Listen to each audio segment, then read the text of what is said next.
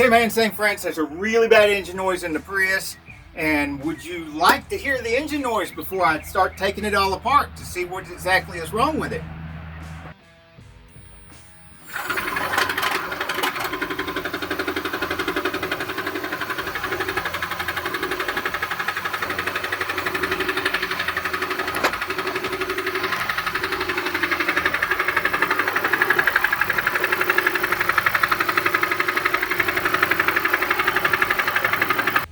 Okay, so two of my best friends, Ryobi and Milwaukee, are going to be helping me take this engine out. But first I'm going to disconnect both the high voltage battery and the low voltage battery. And as I'm taking the engine out, I'm going to stop long enough to pull the valve cover off of it. If we don't see anything obvious there, then I'm going to proceed on getting the engine out.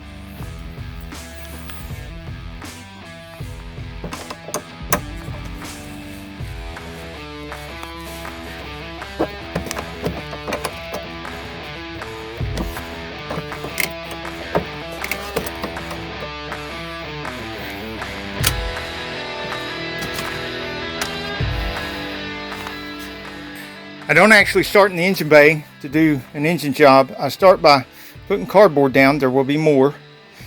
And old bed sheet and cardboard to protect the paint and the cargo space in the car.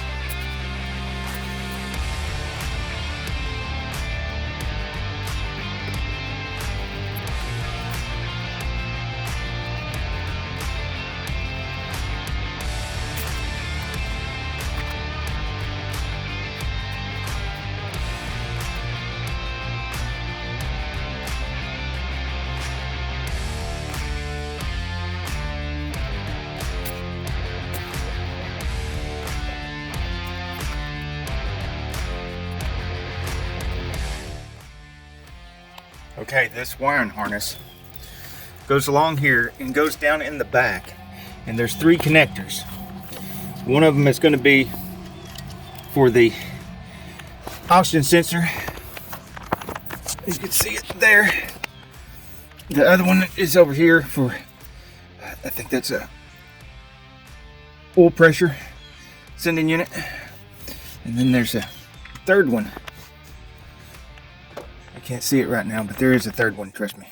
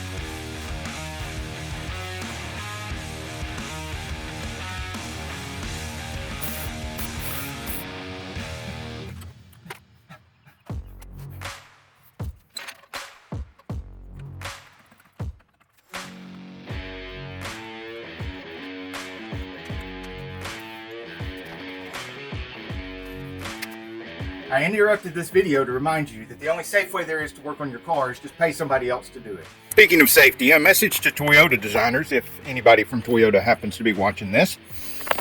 Why in God's name is there no Schrader valve on the fuel line anywhere?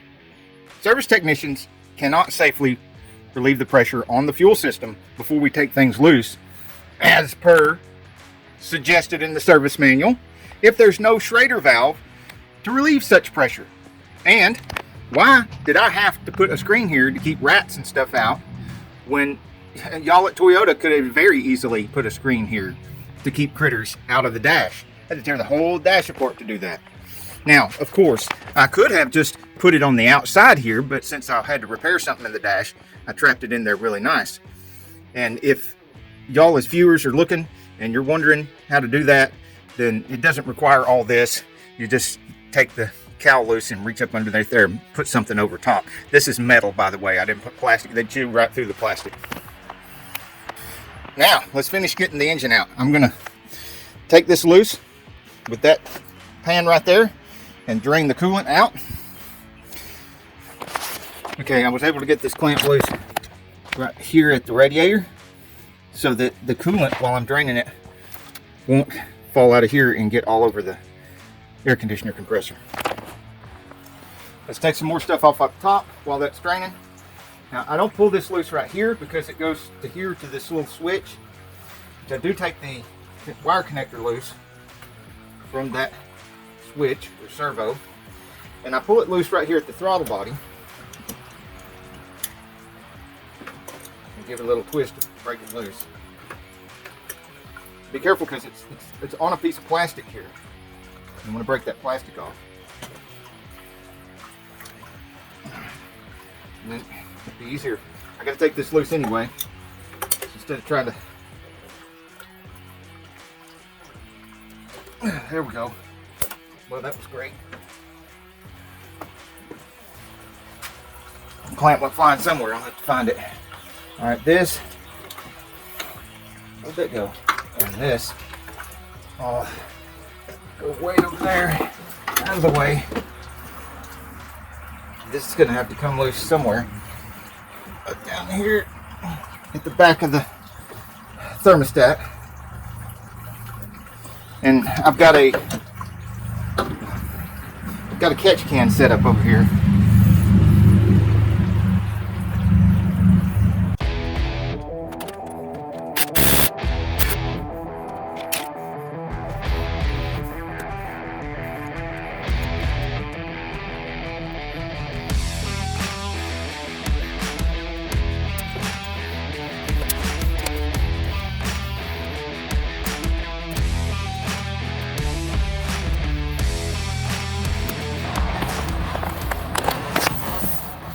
Okay, I took this off of the dipstick and I took the clamp loose.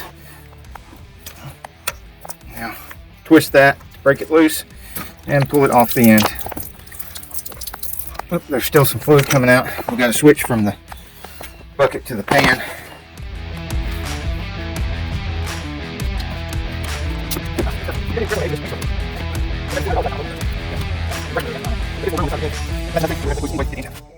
Now for my catch can, I'm going to take the hoses loose down here where they connect here.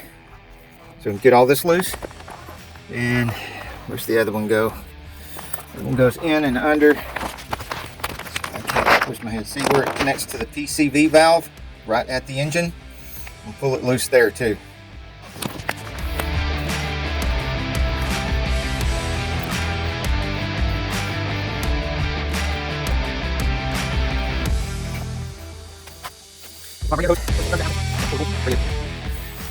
High voltage connector for the AC compressor is right here.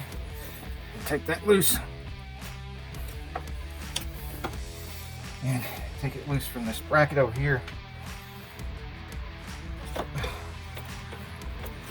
Push it over here. Oh, that went right in the coolant. Now if I take the P344 and go under here and take those two bolts loose at the bottom of the AC compressor,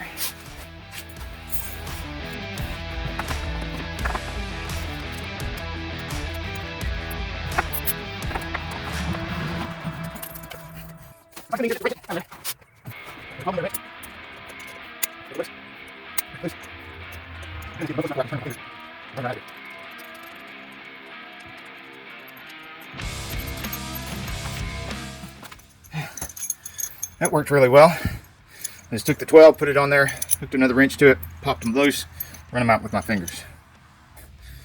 That leaves the bolt on the top that I can get with the P344 Ryobi. Now that it's out, put it over here in my egg crate with the other bolts. See, that gives me the ability to get the air conditioner compressor loose without having to take the hoses loose, which means I don't lose or release any of the Freon to the air. I lose it to the air so I don't have to buy more Freon. Everybody wins. One more hose over here going to the head from the throttle body. Get that loose. Just lay it out of the way. Now the intake does not have to come off here to pull the engine out. I just like taking it out because it gives me more room to do some of the other stuff that is necessary. And I'm probably going to have to swap. Half the time when I change an engine, I got to swap the intake over anyhow. So if I've already got it off, it's that much less work during the swap over. Now if I fix or build this engine,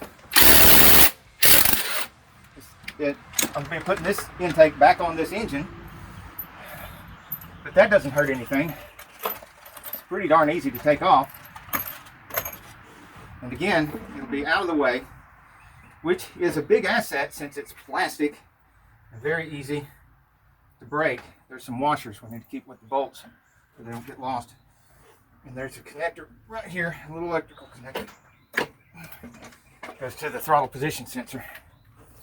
And then also with the intake off, gives you the ability to go in here and clean the intake real good and clean those passageways like here and from here to here. See these little passageways right here? I can clean every one of those while the intake's off before putting it back on either the replacement engine or this engine if I end up repairing this engine. If I decide that this engine's going to take too much to repair and I replace this engine, again, I want a nice clean intake, so I'm going to set this aside to clean. And look at the amount of room that has created to get to bell housing bolts and moving this EGR and everything out of the way to get to that bolt for the fuel line.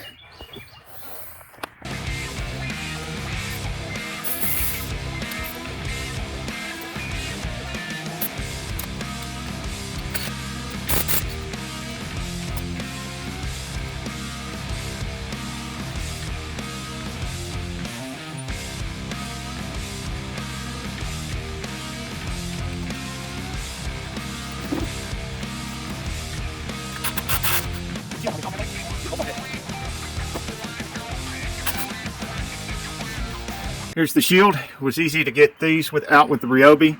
Down here, this one was no room for any kind of power tool. I used a gear wrench to get this last bolt out.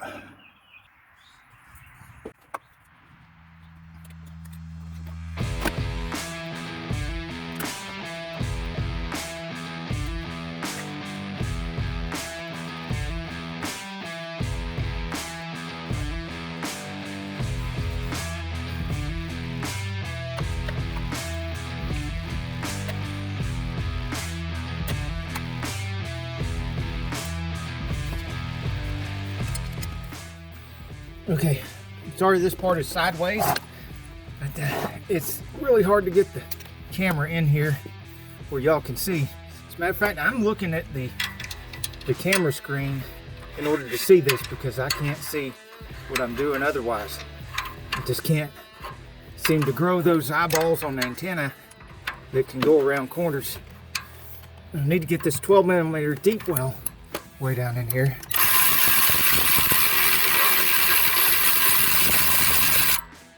And heck yeah, there we go. We're rocking and rolling now.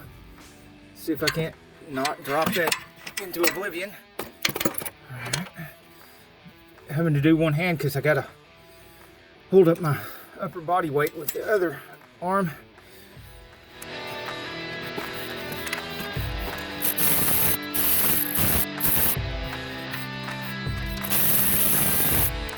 Oh crap. Well, there's one laying on the subframe down there now. Way on down there. Let me get the long magnet.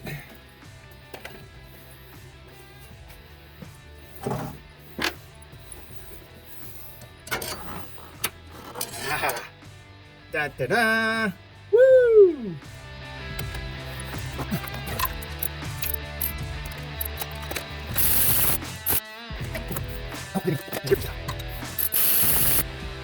There's another step after getting all these nuts out. I have to get the studs out because the engine and the manifold will try to stay together hanging on the studs.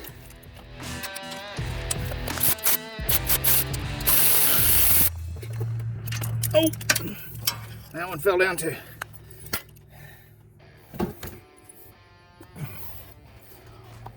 I think it went all the way to the ground. Yep, it went all the way to the ground, but I got it. If you don't find a link in the description for a set of these, then let me know in the comments, and I'll send you a link to a set of these, and I'll put a link to these in the description with the other tools and parts.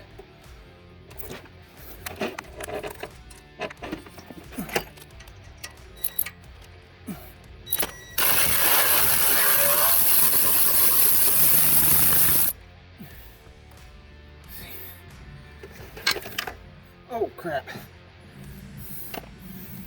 Now it's stinking like gasoline. One of the injectors just popped out of the fuel rail because there's no way to release the fuel pressure. It's been sitting there with pressure on it this whole time. Now the car stinks of gas and I stink of gas. We're a whole fire hazard now. I'm thankful and grateful that not spend any more time in the hospital for burns than I already have. That last time I went to the hospital for burns, that was pretty awful. They had to give me some kind of shot to keep me from going into shock. I was burnt all down one arm, one side of my face, which luckily I hadn't shaved in a while, so mostly just lost a lot of hair. That saved me from losing a lot of skin. And lost all the hair on the back.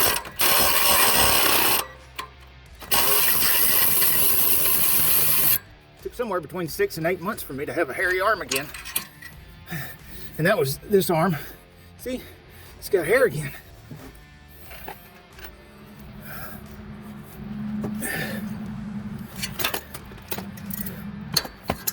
I didn't actually feel anything at first. Must have killed the nerves for a while. I was gonna put aloe and stuff on it and keep working, and my employees told me to call my wife. I was burnt real bad and wouldn't go to the hospital, and she come made me go to the hospital, and I'm glad she did because I got there just in time. I started feeling that stuff after a few minutes and got to where I couldn't breathe. Now you don't absolutely have to take this water pump out, but it gives a lot more room when you're pulling the engine out, because this engine's going to have to pull a lot this way. Move this head around where the battery will stick out this way. I've got more room. But yeah, I did a good choke. There we go.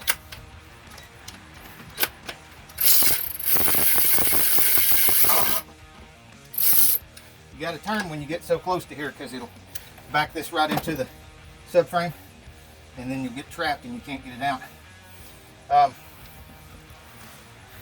I guess you noticed the Ryobi there doesn't quite have enough power to break it loose. You got to have a swing and push it.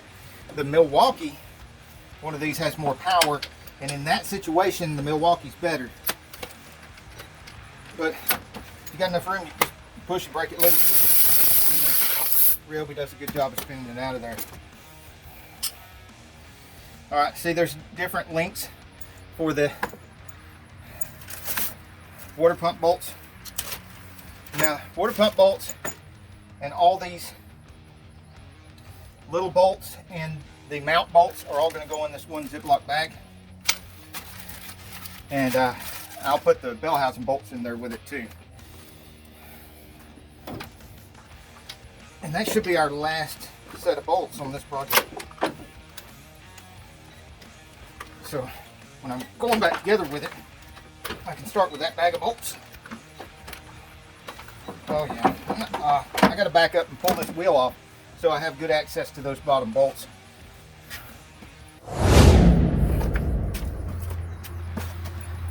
I noticed here recently the price of this Milwaukee has come down some, at least on the new listing that I found, and I'll put that new link in the description of the video, because it's less than $300 now for the tool only without the, and I'm still going strong with this Aries brand of flip sockets, and I haven't used my tool truck Mac flip socket in a couple years now for two reasons. One, I want to see just how much these will put up with, and two, these are skinny enough to slip down in these newer wheels and everything, and three, because I only have two of these flip sockets left from my other set, my more expensive set, because of employees running off with my sockets or leaving them in cars or whatever it is they did with them. And I thought, well, you know, what the heck, one of those cheaper sets off of Amazon and see how well they are. And they have been doing great.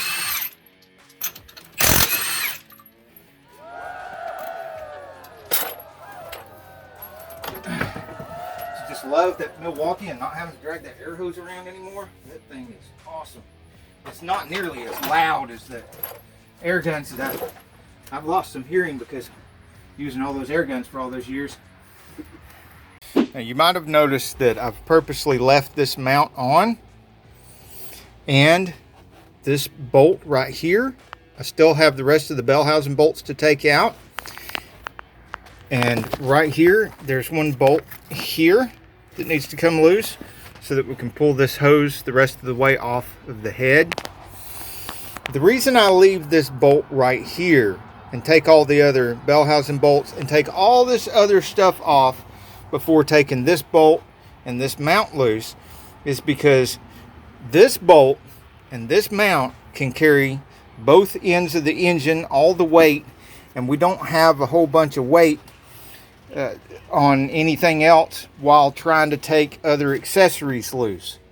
So if my memory serves me right, we have everything except for the other bell housing bolts, and I'm about to get those other bell housing bolts and this one loose, and then I will take this mount off, and the last thing I'll take loose is this bolt right here.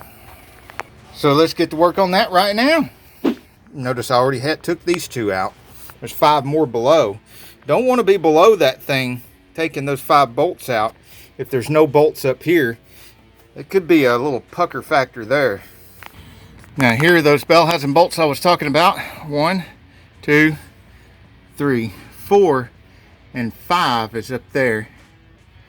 You see it? And all these has got to come loose. Time for Pilates work.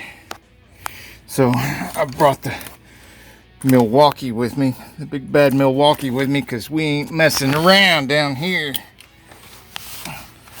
Get serious. Knock this out.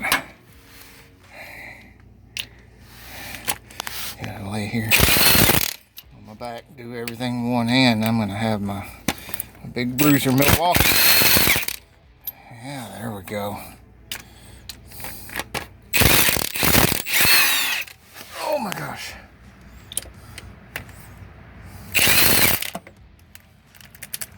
Now come on off of there. Come on.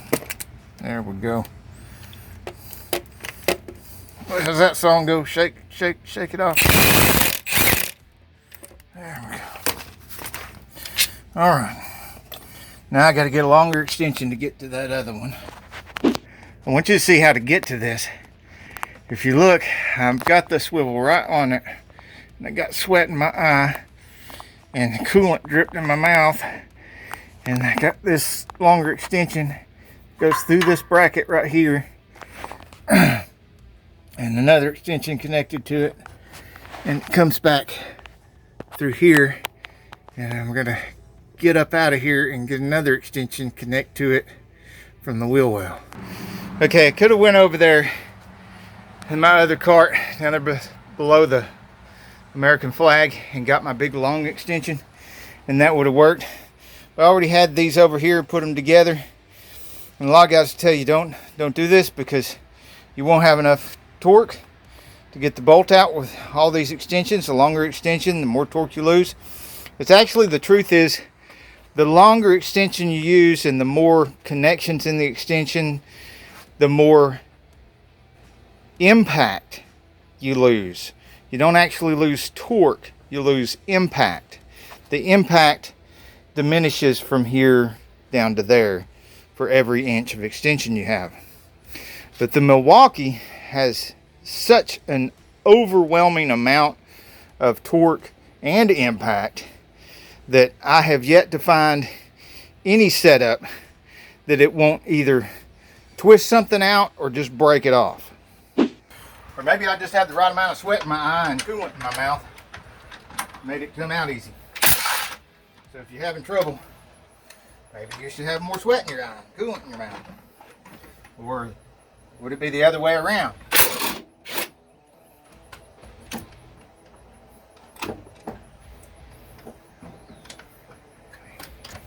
There's another 10mm here. There's a bracket, and then just drop that one 10mm right down there. I'm gonna have to get that. And then this 10 right here.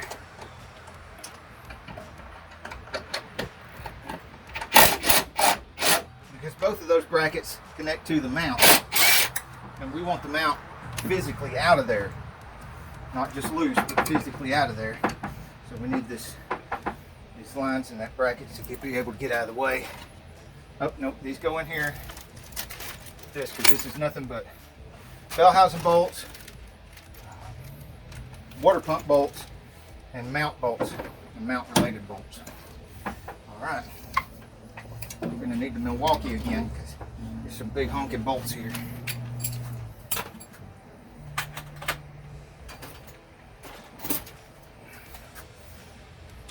That little Ryobi's great for smaller stuff, but when you get into the big bolts, you need the big boy.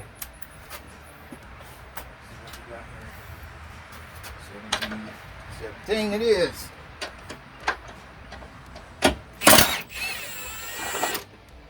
Oh, it's on automatic. Did you hear it hit real hard and then it slowed down?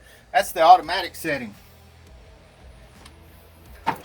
Hits real hard on the automatic and then breaks it loose and then goes to a lower torque setting automatically.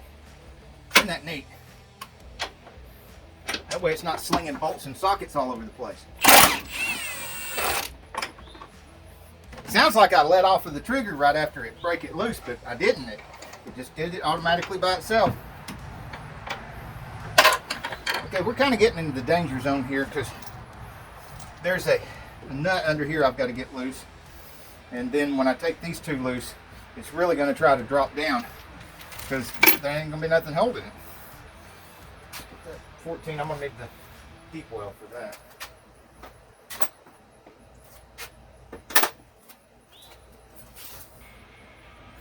This ought to give me just enough reach.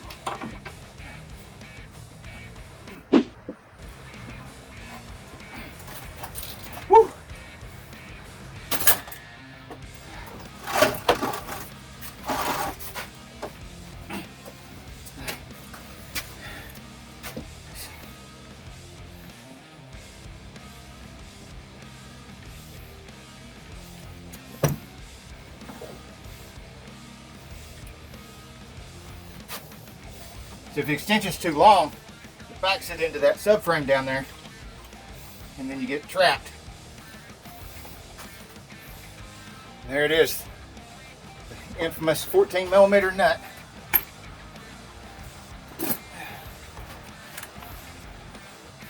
They had room here. I mean, there's the stud, the other end of the stud. They could have put another stud just like this stud right there and come up and have the nut right there. There's room. There's no reason not to. But if there's anybody at Toyota that's listening to this or seeing this, I'd like to know why. Why?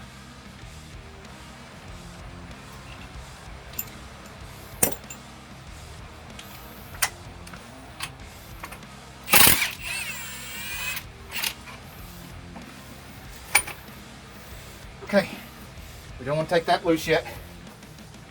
Everything's out except for this. Well, I've got that one little bolt there. I better get the Ryobi, the 344, and the 12 monkey meters. We are close to victory, my friends, my insane friends. We are insanely close to victory. But it ain't over yet. Something could still go wrong. You could still end up burnt, bruised, or bleeding. There's the 12 monkey meters. And where'd my pry bar go? Well, I'll use this one. Let's reach across. I can reach across the room with this thing. Oh, there it went. That's so easy. How easy that was. Get that loose now. A black banana.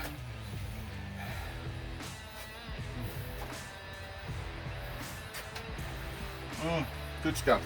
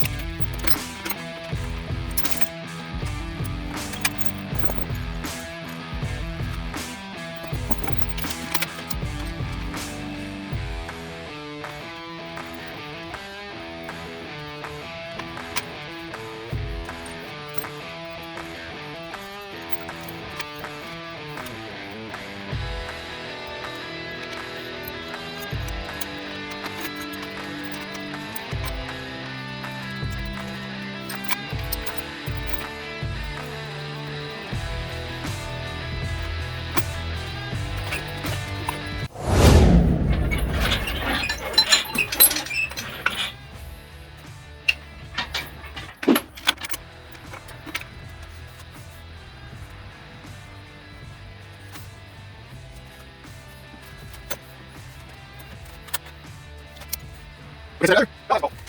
It's in there. Hold on, it's looks like it has a bolt there. It's nowhere. Bring on the get this to the top of that bolt. There you go, thing. Let me get that point. Right, you finish. That's probably one of the things. It's not that. Come on, how long is this thing? Ah, there we go. Ta-da. Yeah, this one out.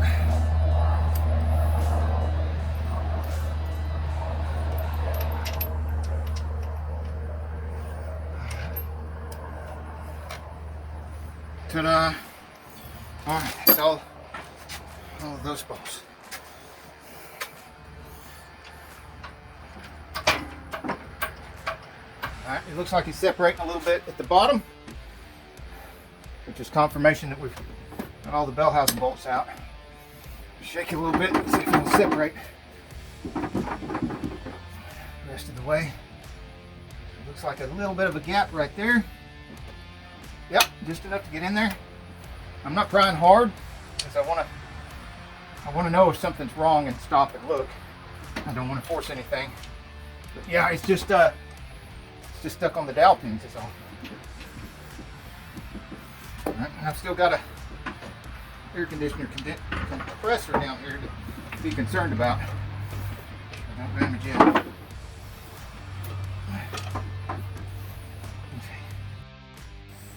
Okay, now comes the fun part, the prying and cursing, but since we don't do any cursing around here, so we're just going to do the prying. Cursing doesn't help anyway. I tried that for years and years, and it never did help. I finally give up on it.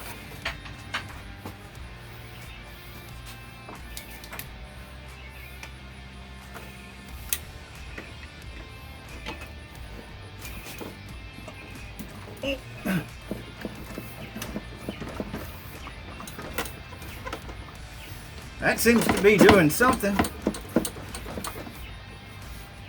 But we got to go quite a bit more that way. We've only got a little gap over here now. We need a pretty big gap. Wait, I got this right here's got to come loose. Well, you know, tried to get all of the stuff off of there.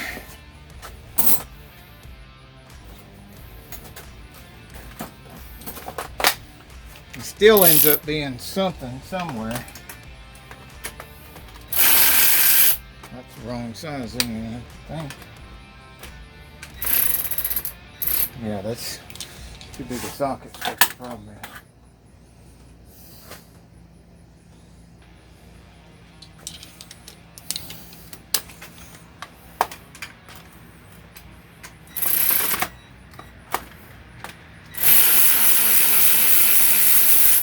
There we go. Okay.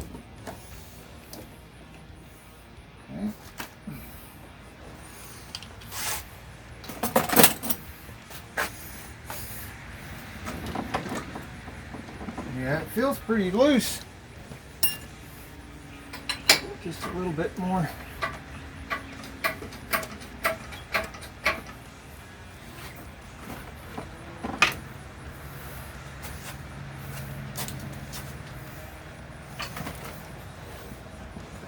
I think we might be about to get it out of here. Oh, look at that! That made a big move.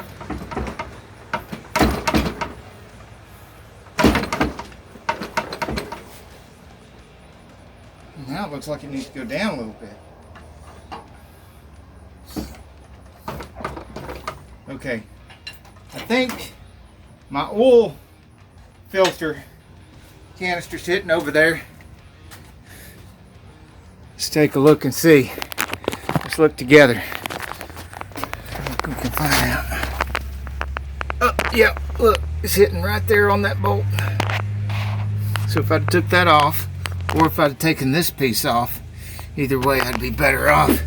Okay, so those had 17 monkey meter heads, and that made a lot of room. Look at all that room. I should have done that in the first place. I guess now you're seeing why I take so much extra stuff off. A lot of people don't take off before I even try to pull the engine, because you're going to take this stuff off when you're swapping parts from one engine to the other anyway. Might as well be off when you're trying to struggle with the thing going out. Oh yeah, I can feel a difference now. That's a big difference.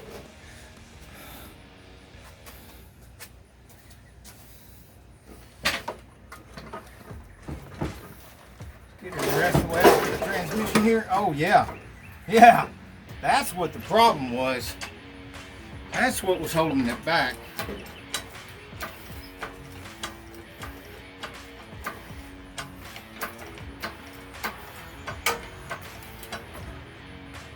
Let me stop and show you a couple other things before we get up here, because you won't be able to see this afterwards.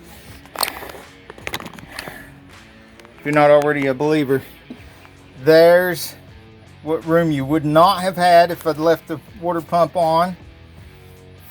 You see, it would just barely clear the crank pulley.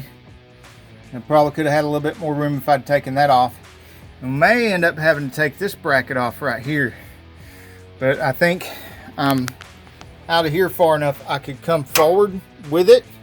Well, no, if I come forward, look, I'm in danger of hitting the AC compressor. So I think it'd be safer just to take these two loose and take that bracket off. And then we still, again, look what's about to happen here if we're not careful. $400 windshield.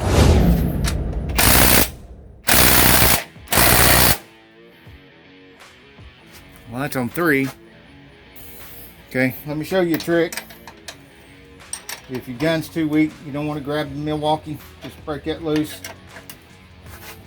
Break that loose. And look what I'm doing here. Take the first wrench, second wrench, you catch on the edge here, and that gives you lots of leverage. Now even a weak wrench with a weak battery. It's YouTube. You're not allowed to say the G word because you know, far leftists don't believe in freedom of speech.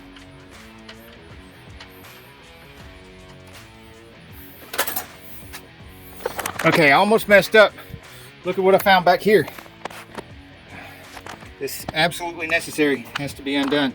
See that bracket right there? Goes from the back of the engine to the exhaust. See those 3 bolts? Yep, I'm gonna have to crawl up underneath there and take that loose. I almost messed up big time. I mean, and look how far I pulled this without taking that loose. I mean, it just started to get fighting more and more, and I thought, well, if it's fighting and it feels like it's fighting more and more, I better stop and see what's wrong. I gotta be doing something wrong. Sure enough. Woo-wee. Now, let's see if we can't get her out of there. Yeah.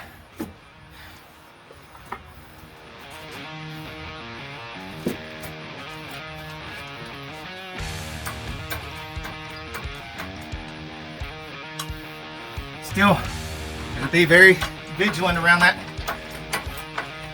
windshield there.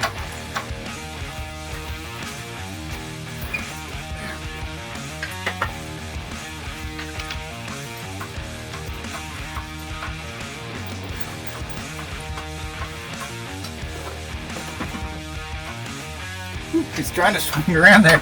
It's wanting that windshield, isn't it?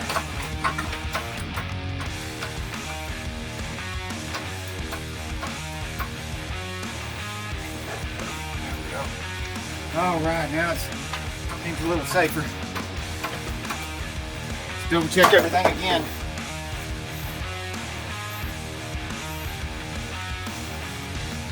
So we don't have any wires or anything.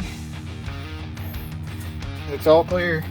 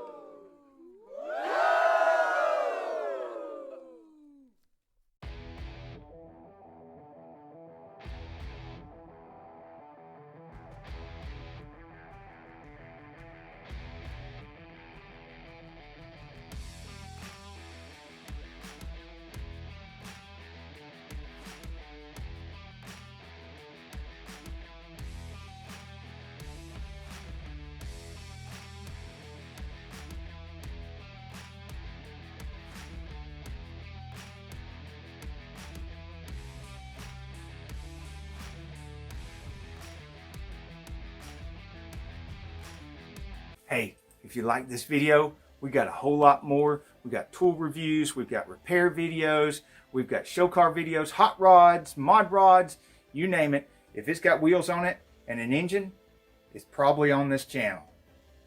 So subscribe, like, and binge watch Sane Auto. Binge watch Sane Auto.